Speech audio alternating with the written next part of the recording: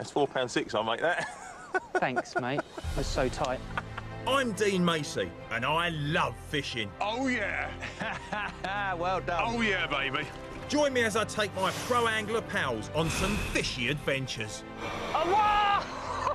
We take on formidable fishing challenges. Dun, dun, dun. You're going to need one of them. I'm all set, Dino. Gagging for it. Watch us test our skills to the limits. No pressure. Oh, lovely. Feel our agony. Oh, you're joking. I think I'll just give up. And share in our ecstasy. Give me that next. Yes! Come on, come on!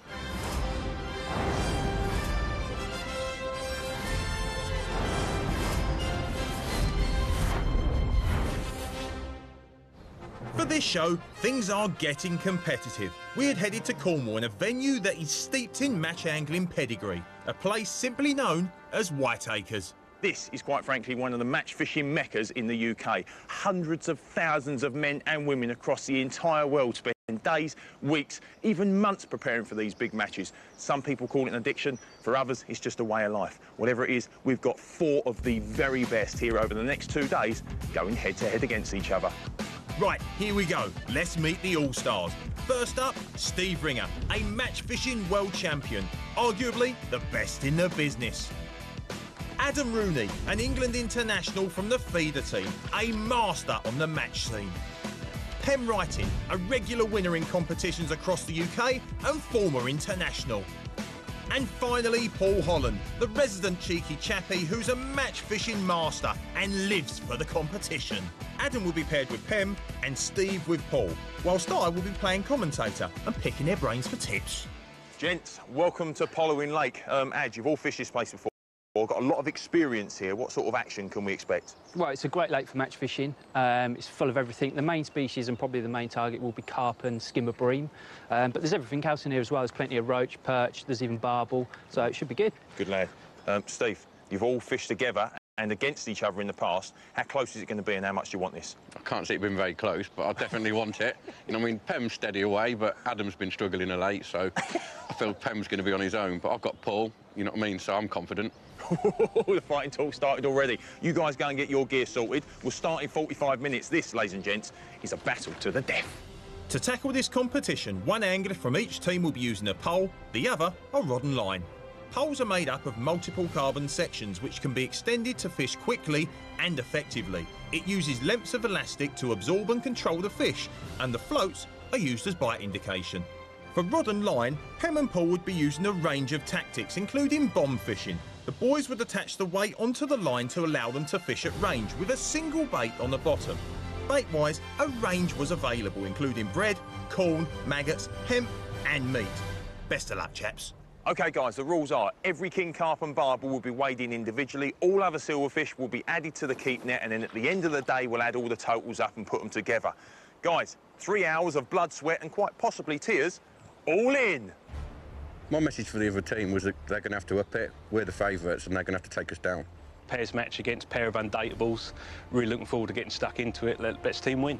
Rooney kicked it off with some early silverfish action, a small bream of around a pound. But Paul was quick to counter, and it looked like we had our first carp of the match. Mate, it's a nice little fish, that is. They all count, and it will be, if I can barge it, there you go. My friend, that is the first one on the board. But before we could weigh that in, Pem was in. Caught it on my second cast on a bomb and a few bits of bread, so just tried to sneak an early one, concentrate on getting him in, and hopefully get a few more of his mates. So a £4 carp for Paul. Great start. But how did Pem get on? £4, 14 ounces. And it appeared this early start was contagious. All kicking off. Come on, Roo. That's £4.6, I'll make that. Thanks, mate. That's so tight. But Paul was not going to be left behind. Just in the nick of time, little man. Are you punching above your weight, or have you got a little nan? Little lamb. An £8 carp for Paul. The boy did good. As carp fight hard, and with light tackle, the guys really need to be careful to avoid hook pulls and lost fish. Bring her in here. Something a bit different, mate. Got barbel. I know, mate, I know. Nice little barbel. One of my favourite species. Hello, darling. £3, 11. OK. Beautiful fish. Lovely, I'll get him back. Nice one. Cheers, mate. Good man. We'll have a bit of barbel action. The bomb was proving very effective for Pem, who was fishing 30 metres out on the bottom with punched bread as hook bait. £3.10, mate. OK, mate. And he was getting results. Early doors where I was, it was good, to be honest. You know, I caught a few fish. I weren't biggest fish in the lake, but putting a few fish on the board, so it was happy days early on. Steady, Paul. You and Steve need to get hauling as Adam and Pem were pulling away. Every time I saw Pem net like a small carp do to try and catch him up. Nice one, Pem. He's all right, look at him. 1 hour of the match had passed and Pem was continuing to stuff his net with fish. There's a nice ghosty. Whilst Paul was stuffing his face with some local pasties. Oh, come on, son, pull it together. 3.5, son. Well done. Bit of action and keep going. Yeah. I'll tell you what, at the moment, I think they might be running away with it. Pem and Adam were in control of this match, but the other team were not going to take it sitting down. Well, actually they were, because they were sitting on their seat boxes. I'm only here to win. It's fun, but at the end of the day, it's bragging rights. You never live it down. They will remind you until you're... When you're 60, they'll be saying, remember 30 years ago when I smashed you up? It's banter for life, so it's a lot more than fishing for prize money here. So with that in mind, it was time to start the comeback. Steve had netted the biggest fish of the match so far. £8.7. £8.7. Done, son. And Paul joined him on the attack. Just get this one in, to be honest, because I know we're like this one fish. I'm sure if it's, I know it's going to make a difference. So I'm just trying my best not to pull too hard, but not to play it too gently either. Hey, that's what I like to see. That, my friend, is so close to being the first double, and it is £9, $9.13. Paul would not so much. As the biggest fish of the competition swam away, Adam responded with a flurry of small silverfish. They may not be as big as the carp, but in this match, everything counted, and it was gonna be tight. Next up, a small barbel for Paul. These are bottom feeders, and in this lake, the average stamp was about £4. Little baby barbel. Do love me barbels. This one was 2.5. There was only an hour and a half left of today's session and the conditions turned cold, which slowed the fishing, although there was still action. I'll tell you what, that is £1.15. That's £2. Is it? Yeah, it's swinging £2. Yeah, come in here. Look, come in here. Look, when you rock it, look how big that is. All right, it's £1.15. £1.15. The session slowed right down, with everyone having to wait for a bite. When I was waiting for bites, I was just trying to think one step ahead. How can I catch a little bit quicker? How am I going to be able to support Paul? Because I knew he was going to have a good weight by the end of the day. So just trying to think one step ahead and work hard at my own swim. Basically, Paul's doing the job with a carp, and I just don't think I'm going to catch any carp on the pole. Adam's not catching any. So I might as well put some weight in the net, and the skimmers weigh like a lot of them are like £1 a piece. So you catch 6 or 7 and you've got the same weight as a carp. Although slow, there was still some silvers to be had, and even a cheeky barbel. Nice fish, that one. Nice barbel. £3.13, my friend. OK. £3.13, and I'm being generous. You are being generous. You give me a hard time the last few. Barbel are usually found in the river, and although this one was the biggest so far today, in the UK rivers, they can go to over £17. Next up, though, was some carpy action for Pem. I've had a little skimmer, so nothing special there, but now I've got a carp on, so hopefully I can get this in. Get him weighed in a bit quick with Dino and get back out there and get some of his bigger mates. A decent carp for Pem, whilst Paul added to his tally with another small barbel. £6.13. Getting towards that magical 10. Well, it's only just over halfway. It's more towards it. It is, mate, you're right. I like your optimism. Do you reckon we're getting on, Steve? I got the feeling that we're behind. I'd have said we're ahead, not by masses.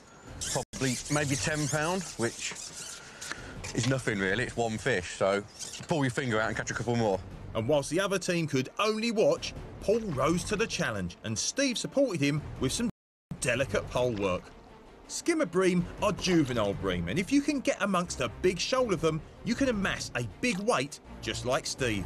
Paul's done me a real favour today because he's caught some nice carp on the wag, some big F1s, and he's freed me up to just concentrate on catching the skimmers. You know what I mean? All I kept looking and was thinking, he's putting the big fish in the net, I'll put the small fish, and when we put them together, we've possibly got a winning weight.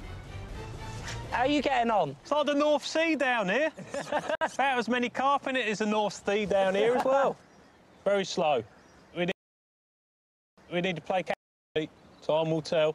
We were fishing at the Ουάιτ Εικερς complex in Cornwall and engaged in a 2 versus 2 match for ultimate bragging rights. It had started fairly slowly for both teams, with Steve and Paul nudging ahead with a late flurry of fish whilst Adam and Pem waited to strike. The wind had dropped and conditions were bright, so Paul seized the opportunity and switched to the pellet waggler. This is a method that anglers use to fish up in the water. The float is moved up the line to fish deeper or down the line to fish shallower. And whilst the other team could only watch, Paul had quick success with the waggler and was in the mood for a quick boogie. Come on, come on! Yeah, I want to get back in. Make the most of it. Not quite 7-1. £7, that is. That is over 7, which means it's 7-1. If it was the first line, it'd be 7-2. Every ounce counts, champ. Every... £7, son. £7. If it ain't on 7-1, it ain't 7-1. Go on, You son. are tight. And no sooner had that one been slipped back than he was in again. All right, I'm going to call that... £8 and I won't dance. That's 7.15, because I love it. It's lovely when it happens on the waggler, but you're so much reliant on the wind. As soon as it goes flat, you know you're going to get a chance. And luckily for me, it went flat in the better part of the day when you're more likely to line them up and